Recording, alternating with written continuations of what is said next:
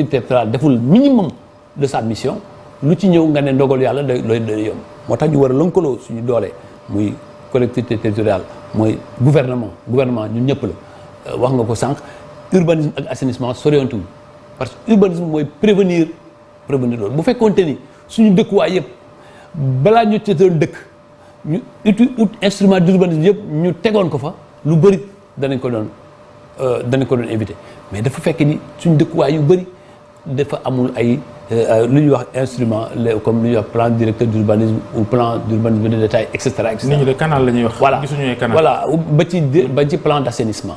loolu la ñu canal yooyu la ñuy wax plan d'assainissement. yooyu yëpp nag planification loolu la président wax ni ci pàcc bi ma dénk mu def benn programme national de planification urbaine et de gestion des risques mu ne dafa bëgg 558 collectivités locales yu nekk ci Sénégal fii ak juróom ba fukki at ñëpp nañ am instrument de base yooyu de planification parce que mënoo gérer te planifié woo. te loolu nag alal li ciy dem dina am.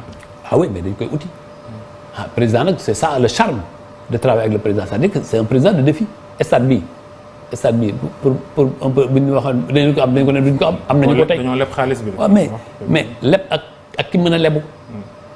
tey yow Babacar boo demoon léegi si banque nga ne léegi milliard laa soxla ak benn homme d'affaires bu nekk fële bu yore capacité du nekk benn leb ak ki mën a leb bu nekk ne moo mën a leb donc nañ am satisfaction ci loolu pour ñëwaat ci mbënd mi jàpp ni responsabilité yëpp war nañoo converger collectivités locales yi état bi population yi. ñëpp lëkkaloo suñu doole ba yàlla defal ñu si sutura. ministre de l'urbanisme de l'hygiène publique et du logement sax moo nekk ci diggante bi loolay sa kilifteef ci biir gouvernement bi logement yi yaa ngi wax sànq Macky Sall nee na leen jaar fii def leen laa kër yi mu waxoon nga tabax ko jox ko nit ñi gisuñu kër yi ni ngeen ni dagg xol ba ngeen dagg lu fa kër amul ba léegi ñëw nga ba tey ci samay émission yaag sa secrétaire d'État Victorine Ndeye moom mi nga xam ne mu ngeen tabb Ziguinchor tête de liste départementale naan ñu ay juin 2021 ak ñoom seen ñi ngi ci juin 2022 waaw benn caabi gisuñ ko. xam nga nag boo bëgg a gis nag doo gis te ba pare mbir mi li tubaab bi di wax Paris ne s'est pas fait en un jour dafa am ay réformes président dafa bëgg ñu arriver dans une période de 5 ans ñu mën a produire 100 000 logements mooy en moyenne 20 000 par an. on a fait on a rien vu. waaw déglu ma rek boo déglu da nga gis am na loo gis loo bañ a gis nag loolu dinaa la ko wan tey mooy benn mu ne nañ am 20 000 logements par an nañ ci ñëw mais li nga gën a bëgg mooy 20 000 logements yooyu boo xoolee nga comparé ko ak li amoon Sénégal 5 000 unités d'habitation lañ nekkoon 5 000 unités d'habitation mooy kër ak terrain. juróomi junni par at. juróomi junni lu ci loolu lañ nekkoon juróomi junni bu bëree juróomi junni lañ def ci kër terrain bu ñu lii ni ou bien logement. yéen ngeen ne ñaar fukki junni ngeen di def. président mu ne nañ fa jógee pour arriver à 20 000 par an. ñaar fukki junni. mais loolu dafa am lu koy lal lu ko njëkk a lal te loolu teg nga ci bët mu ñëw mu def loi sur l'habitat social mu génne loi nga xam lu ko organise habitat social bi mu def ko mu ne doyul mu ne il faut que sénégalais yi boo leen bëgg a jox kër sax ñu tabax te amuñu koppar mënuñoo dem banque lebu comme ni ma la waxee sànq dana am jafe-jafe mu ne mu créer fonds pour l'habitat social mu créer benn taxe ciment mu koppar ci budget bi yëpp mu ne nañ ko defar foofu pour mu garantir ñi nga xam ne. jaay suufu aéroport bi 60 milliards waaw déglu àggul foofu bu ñu ñëwee loolu pour que mu mën a garantir ñi nga xam ne dina néew di doole te projet bi mu ne dafa bëgg képp ku am revenu bu am plus de 450 000 francs par mois bokk ci ku am moins de 450 000 moo ci war a bokk mais boo fayekul 450 000 boo demee banque tey lu mu lay lebal du bëri mu ne donc nañ créer fonds boobu mais à côté. kon de jàngalekat yëpp di ngeen leen génne parce que yokk ngeen salaire. déglu ma loolu la dañ jàngalekat yi di ñaan mooy ñu yokku loolu moo tax réew mi yëpp war a yokk nit ñi war a gën a jàppale Macky Sall ci yokku tey lu muy yokk ci indi ci réew mi. waaye ñëw rek léegi ñu ñëw mu ne terrain yi Babacar il faut aussi que boo joxoon ñu terrain te aménagé wuñ ko viabilisé wuñ ko aménagé wuñ ko amul ndox amul courant mu créer société boo nga xam ne loolu rek lañ ko dayoo mooy Safri boobu mooy terrain yu ñu jaay aéroport mu ñu ne nañ ci jël wàll ñu jox ko Safri pour mu mën a aménager fu ñu mën a dem mais boo paree yooyu ba pare mu ne procédure yi dafa bëri Sénégal mën nga fi def benn bëgg a dugal benn affaire mu def ñaari at ci ay jaar ci ay këyit dugal fii signal fii dugal fële mën nañ def guichet unique ñu lëkkaloo ak ministère des finances ak ministère yu ci lëkkaloo lépp ñu def guichet unique lépp lu nga xam ne lu jëm ci kër nga mën koo def ci benn bés. beneen bi mu ne Babacar Fall bu buggee tabax ci biir réew mi te mbiru matériel bi cher soit du ko jëndi mu bàyyi ko ou bien mu am jafe-jafe. mu ne nañ def exonération.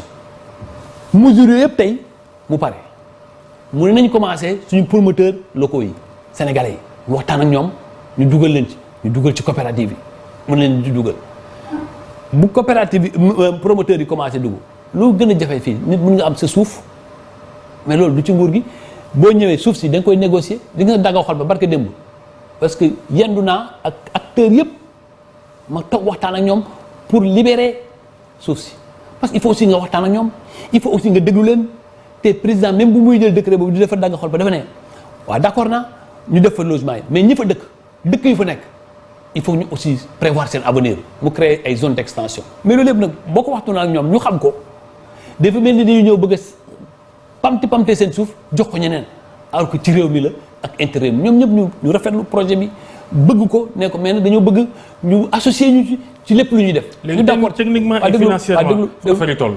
pour loolu laa lay wax xam nga loolu laa lay wax dama ne la. instrument yooyu ñu teg ba pare. ñu dem sax ba ay discuter ak fonds de solidarité africaine ñu d'accord ni ñu war a accompagner promoteur bu promoteur yi paree ñu gis ni suuf si mu xaw a jafe ñu waxtaan ak ñu yore suuf pour que ñu lever équivoque yooyu mais am na balaa li on a signé au moins bu fekkee techniquement ngay wax 14 conventions avec des promoteurs sénégalais. sur dagg xol non du dagg xol ba rek c'est-à-dire que c'est sur l'ensemble du pays aussi parce que équité territoriale ak sociale la ñu nekk itam. 14 promoteurs ñu sëy gi ñoom ñii démarré nañu bëgg commencé joxe. ñii démarré nañu joxe seen terrain mbir mi jeex léegi mu am ubbi woon aussi plateforme boobu plus de 200 000 sénégalais inscrits ci. boo inscrire bokkul domaine ba nga dëkk ba nga bindoo am na ñu bindoo Kaffrine am na ñu bindoo Dakar am na bindoo Bambilor yooyu tamit dafa war a am xayma am transparence parce que président dafa ne lépp lu ñu ciy doxal nañ ci doxal transparence buñ ko commission boobu ci kër yu commencé pare ñu mën leen ko jox mais président dafa ne nañ ko accélérer buñ ko accélérer nañu ubbeeku aussi ci étranger parce que mënuñ ñëw rek lépp ñu ne dañ ko faj fii moo tax ci ay fan yu néew di ngeen gis li nga xam ne liggéey nañ ko ci Dubaï liggéey ko ci Angleterre ci Londres liggéey ko même ci Égypte pour ay partenaires yu nga xam ne bu ñu paree ak li ñu war a def ak ñoom danañ gis ni dans quelques jours que mbir mi. liggéey bi non xam nga. du tardé non du tardé d'habitat social. non en vérité ci at yi ñu weesu. non en vérité gis nga tey am na yeneen réew yu ñëw di inspirer suñu modèle bu ñu jëm mbir mi du yàkkamti mooy def lu nga xam ni c'est durable. léegi ban délai nga ñuy joxaat pour. kër yi njëkk a pare nit ñi jot. non am na kër yu pare loolu moom mu nee naa la kër yu njëkk a pare moom maintenant ñu jëf. ñu jox ko wala ci yeneen Bambilor am na Bambilor am na tey Kébémer am na tey Fatick am na tey Kaolack te yu gën ci terrain bi dañoo defagul communication da ngay xaar moment bi la neex du moment bi neex gaañ yi. moment bi la neex ci tey booy dem Saint-Louis boo demee Kébémer am na lu fa taxaw Bambilor am na lu fa taxaw lu pare Kaolack am na lu léegi mu pare Fatick la même chose donc et puis mais. Le président veut que aussi qu'on soit dans les 46 départements du Sénégal loolu aussi et dama ne la bu ñu changé fii ak fin juin danañ gis ci réew mi lu nga xam ne lu yëngatu xam ni duñ doon tabax dans le silence et dans le calme portera ses fruits en tout cas ça fera partie d'une des révolutions que nous aurons d'ici 2000. xam naa décembre 2023 ngeen ko bëgg a génne. loolu moom yow yaa ko xalaat Babacar. Abdoulaye Sow maire de Fatick ministre de l'urbanisme maire de Kaffrine Balma ministre de l'urbanisme du logement et de l'hygiène publique nekk itam deuxième vice-président fédération Sénégal bu football duñu dellusi ci match sunu digg ak Bénin samedi ak Rwanda mardi ndax Rwanda stade am kaaf ne mënu fa football ba tax match bi mu waroon recevoir Sénégal fii la koy recevoir Sénégal stade Abdoulaye Wade bu Diamniadio coowal mayo yu bees yi génn ne Sénégal moom lay footballé coupe du monde indi na coow supporters yi dañ ciy werante lool ñu bëri nag nee nañ rafetul lii du sunu aada ak mayo yow noo gisee en tant que deuxième vice-président fédération Sénégal bu football mayo yu bees yooyu nga xam ne Puma moo ko defar mooy seen équipementier ne yii la ñuy sol coupe du monde.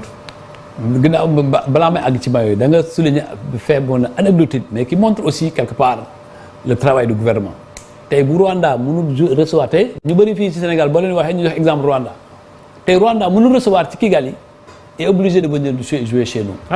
C'est une victoire mais c'est une victoire aussi sur le plan sportif en tout cas c'est une victoire du président Macky Sall. C'est le pari de l'audace et c'est ça qui est le plus important il y a quelque temps ñu ñoo doon ne Maroc tey réew yi ñooy ñëw di xëccoo pour jouer Sénégal.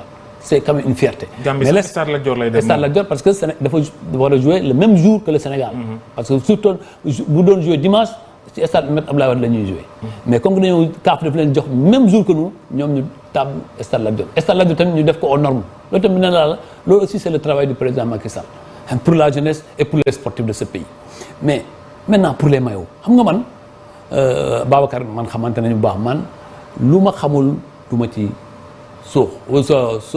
xuus lu ñuy wax ci wolof du ma ci xuus lu bëri parce que man mon travail à la fédération c'est surtout au niveau de l'administration et le maillot je ne peux pas le juger te gisuma ko ba tey dama koy gis rek non dessin bi gis nga ko waaw dessin bi qualité bi nga bëgg a xam voilà ma xam maillot bi gis ko de près visu nit mën nga gis dara nga. mais couleur yi ni ñu ko defee noonu. gars yi oui peut-être que c'est la démocratie il y a des raisons de pouvoir améliorer les choses il faut pas se fermer il faut écouter les Sénégalais et prendre en compte et que Puma aussi suñu partenaire boobu mën tenir en compte. mais Puma buy defar maillot du consulter fédération. si dana consulter comme dans tous les pays du monde dana consulter dana am avis ñooñu tamit ay nit lañu ñu ñuy consulter ñu jox seen avis ay nit lañu mais dama jàpp ni le maillot peut être critiqué mais c'est pas ça l'essentiel.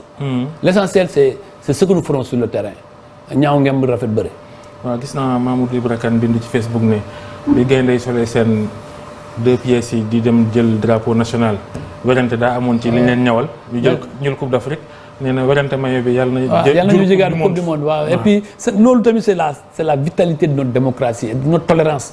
Débat Sénégal c'est un pays de débat de discussion et c'est ça notre chance il faut qu'on maintienne ce débat nag dans le respect des uns et des autres. nitu football nga yàgg ci mouvement football nawetaan ba fii diriger club yaa jiite ligue de football amateur Sadio Mané coow li bëri na lool tey ci suba waa Paris Saint-Germain ñi ngi jàng ne ñi ngi bëgg a suuxlu pour jël ko ndax Bayern moo gënoon positionné pour mu dem fa Real bëgg na tuddoon nañ ci Barça. lan mooy ci sa gis-gis dogal bi gën ci moom Paris Bayern Real Barça. maa ngi koy wala toog Liverpool oui mais maa ngi koy suivre bu baax ce dossier moom ni mu koy doxalee maa ngi koy suivre mais dama jàpp ni kenn gënul xam li gën ci moom boppam parce que loolu c'est des choix et les choix c'est souvent personnel au-delà de l'intérêt sportif. Intérêt sportif mën nañu ci épiloguer. mais aussi à les intérêts financiers. Parce que Paris l'attaque de Paris est déjà toute faite Mbappé Neymar Messi. et voilà je dis foofu bu fa demee est-ce que yooyu yëpp c'est des choses c'est des paramètres dama demande il y a l'enjeu sportif l'enjeu financier et maintenant. l'enjeu lui aussi son cœur. là où ça balance. L'argent aussi. Oui c'est l'enjeu financier. Et ensuite son cœur aussi. Tous ces paramètres là il est seul avec son agent qui ñooñu mën a déterminer. La finalité. En tout cas, moi personnellement, je lui souhaite encore le meilleur parce que c'est un garçon pétri de qualité, de discipline, de patriotisme, mais aussi d'engagement. Tout le Sénégal doit prier pour lui pour que sa prochaine destination soit la meilleure pour lui. jërëjëf Abdoulaye Sow ci waxtaan wi guddee na ñu ngi ci jéggalu mais ñu ngi lay gërëm ci disponibilité bi di la ñaanal panaanum jàmm ñaanal ko mbokk yi ñu doon seetaan Abdoulaye Sow ministre de l'urbanisme, du logement et de l'hygiène publique maire de Kaffrine. moo nekkoon sunu gan ñu ngi leen gërëm itam mbokk yi gërëm Vieux Diouf mi ñu àndaloon ak ñi ko jàppale ñëpp ba beneen faram-fàcce beneen àllarba jaa ngeen jëf. merci beaucoup. tu vois. audit yi d'accord nañ bu ñu si jógee du auditer samay doom ñaari doom yi nga xam ne liggéey nañu gouvernement. procédure la respecté dañ na song ma dóor ay